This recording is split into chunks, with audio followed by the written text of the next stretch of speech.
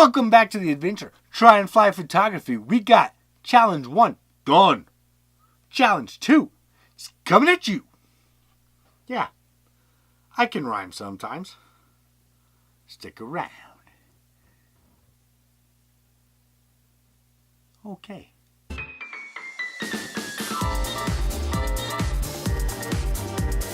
Adios, February! It's been fun! Come on in March, bring in the new challenge! That's right, guys, new month means new challenge. But before we start talking about challenge 2, let's go ahead and recap challenge 1. Inanimate object, 10 different images of said object. Could be different styles, different locations, different lenses, different apertures, whatever. The point was to push yourself to truly think outside the box and think creatively on how you're going to shoot this one object in 10 different ways. Quite the challenge, huh? I was challenged. I learned a lot. I tried some things I've never tried before. It was awesome. Had a little mishap, though. Yeah, my skull ashtray and some fire turned into this. Yep. Burned, roasted, melted. Luckily, no damage to, my house or anything.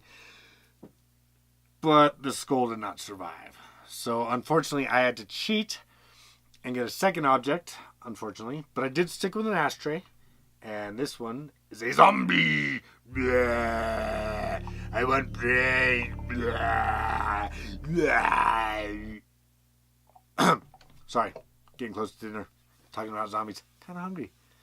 But, yeah.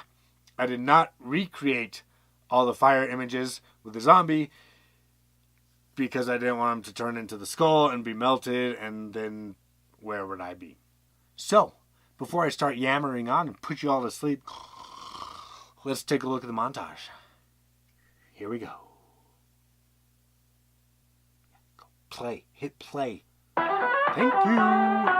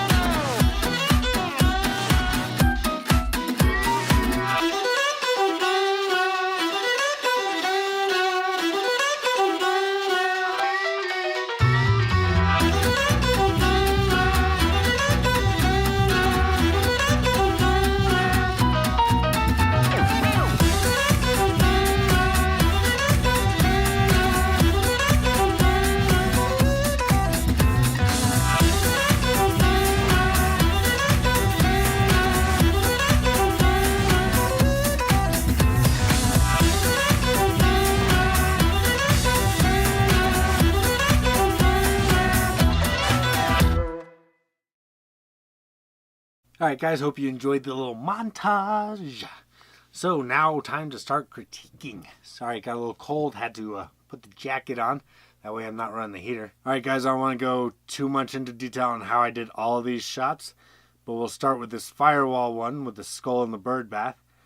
And basically, what I did is soaked a rope in an accelerant, lit it on fire, ran behind it with a slow shutter speed, doused it out, did that a few times until I got my desired look. Now, one thing I like about this is pretty much the entire image. Though a couple things I don't like about it is at the bottom of the frame, as you can see the bolts.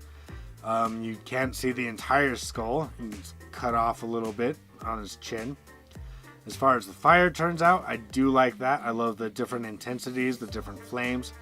I love the coloring of it. Yeah. Overall, I'd say a fairly good image. This is a single shot.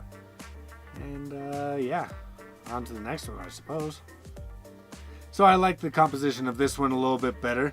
I do like how you can see the entire skull. I do like the ice that is reflecting the fire and whatnot.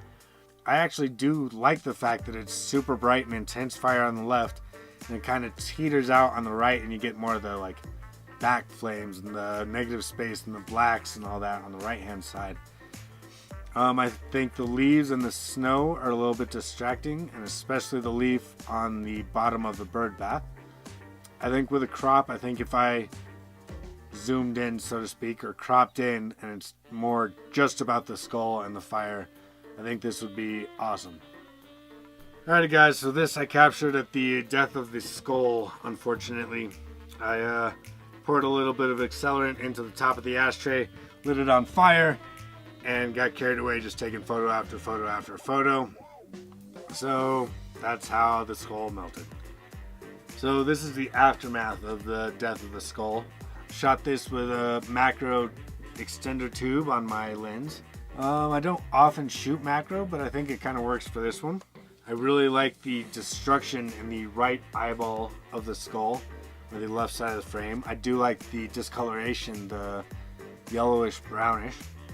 I do like the fact that there's debris in his eyes, and I think my biggest complaint with this image is on the left side of the frame there's a little white bubbly looking type thing. I'm not quite sure what that is, but honestly that's my only real issue. I don't mind the fact that I cut off the very edges of the skull. I think that actually adds to it. Yeah. All in all, I think this image works. I don't think it's, someone would buy it, but I like it. It's a good time. Moving on. Here's a new one. Kind of interesting. I do like how the front of the zombie that you can see most prevalently is in focus, and it kind of fades off into the background. I love the fact that the tree in the background is really out of focus and very interesting. I do wish the foreground tree that kind of props out right by his chin, bottom left of the frame, I do kind of wish that was in focus or really blown out like the rest of it. I think my biggest issue with this is it kind of looks like the zombie is laughing or peeing, doing the face. So, I don't know. It doesn't look menacing enough. But I do like the composition. I do like where I placed everything. Yeah. Not too shabs. So with this one, I've only used this technique twice, I think. And basically what you're doing, in the old film days, you would take a photo, rewind one frame, and take another shot. And that would be basically 2 exposures on 1 negative. Now what I did to create this is I took the zombie facing one way, lit one way, clicked it, basically rewound the film, if you will, repositioned the zombie, repositioned the lights, clicked it again, and that's why you get this mashup. That's why it's not 100% clear, but I think for what it is, it did a very good job. I like how you really have to think and go, well, what is that? Is it a tree? What is it? But seeing all the other ones, you can be like, oh, that's the zombie. It's just what happened. I like this overall. I think I should have scooted back and got more of the zombie in the frame and not cut off his chin and his head so much. Yeah. I think let's take a look at the next one. So these two images were bottom of the barrel. I sat around thinking for about an hour and a half, what am I going to do? I need one more image. Oh, I couldn't think of anything that like I had never tried or wanted to try or there's going to be unique. I was just struggling all over the place. So I thought of tinfoil, randomly enough. And I just got a couple sheets of tinfoil, crumpled them up, spread them back out, put them down. I had to put my wallet under the tinfoil and then prop the zombie up so I could actually get reflections off all those crinkles and crumples and whatnot. I think it works. I think it's a great out of focus backdrop for something like this. I do love the fact that his eyes are very, very sharp. I wish his nose was sharp too, but I'm okay with it being a little smudged. I wish his head was a little more on correctly as opposed to those big gaps, but at the same time it kind of gives a Hannibal Lecter look to it, so it's not too bad. Yeah, I do like this image. And the color version, if you will, the purples, just change the color temperature, change the orientation of the camera. I think it works. I don't think it works as well. I think it's a little too colorful for the mood of a zombie, but I like it. Again, wish the nose was in focus and the background I wish was a little more crinkled and out of focus, but that's okay. Again, I wish his head was attached correctly. Problem with those ashtrays. But yeah, it's fun. I definitely learned a lot, definitely pushed myself, and definitely struggled with ideas to keep coming up with. I really like this image. I love the colors, the muted tones. I love the texture. I think my only real complaints are that the teeth aren't as in focus as the nose, and that the blue smoky looking stuff doesn't carry on the right side of the frame down past the stool. I don't like that little bit of black. But overall, I do really like this image. In fact, it's one of my favorites from the challenge. So, there you go. Alright everyone, those are my 10 images from Challenge 1, the Inanimate Object Challenge. I hope you guys got 10 images. I hope you had some fun. I hope you learned some stuff, what works, what doesn't work for you, for me. I hope you enjoyed my images. I know they aren't all the best, but they were fun, and I learned myself, and I pushed myself, which was the point of the challenge. And I hope you did the same for yourselves. So, let me know which photo of mine that you really liked. Write me a comment, say, hey, that one was pretty cool. Hey, I like this, but this is a big distraction that you didn't even talk about. I may have missed it. It's cool. I would love some constructive criticism. Yay! Just, be constructive. Don't be a troll. Don't be a troll. Yeah. So, should we move on to Challenge 2? What do you think? I think it's about time, right? We've waited an entire month to figure out what it is. It's go time. Challenge 2, coming at you. Alright, so the moment we've all been waiting for. What is Challenge 2? It's poetry. Poetry? Oh, I thought this was a photography channel. Well, it is. So bear with me. It's also a photography challenge coming at you. So I'm challenging you to photograph a poem. Oh, easy. You want me to open a book, flip to a page, find a poem, take a photo of it, and be done? No. No. I want you to dig deep. You gotta dig a little deeper. You gotta find out who you are. Sorry, little Princess and the Frog for you. Nobody wants to sing with me! Okay. I want you to take that poem, really think about it. I want you to think about the emotion, the passion, the symbolism, the meaning behind the words. And that's what I want you to photograph. Say you chose green eggs and ham. I don't want you to shoot green eggs and ham. Or a mouse in a house or a fox in a box. Okay? I don't want you to take the words at face value and photograph that. I don't want you to tell me the story through multiple images exactly as it is that I could read it on paper. I want to see what that poem means to you. Poetry is filled with truth and wisdom and soul, passion, emotion, subtext, subtleties, human existence. And that's what I want to see. I want to see that power and the emotion and the soul. And what that poem means to you, I want to see it through your creative eye, and I want to see it through your lens. So that's what we're working on this month. So you can choose your own poem, something that means something to you. If you'd like, you can also photograph the poem that I've chosen, which I think would be awesome because then you all can see how you took the poem versus how I took it. Your photographs versus my photographs, how they differ, what similarities there are, what differences there are. But I really want you to dig deep no matter what poem you choose. I want you to find that emotion, find that soul, and photograph it. That's Carmea shaking her collar. She doesn't want to do the challenge. I don't blame her. It is going to be a challenge, but it's going to be fun. So, you can choose your own poem, like I said, or you can shoot Invictus, William Ernest Henley. Out of the night that covers me, black is the pit from pole to pole.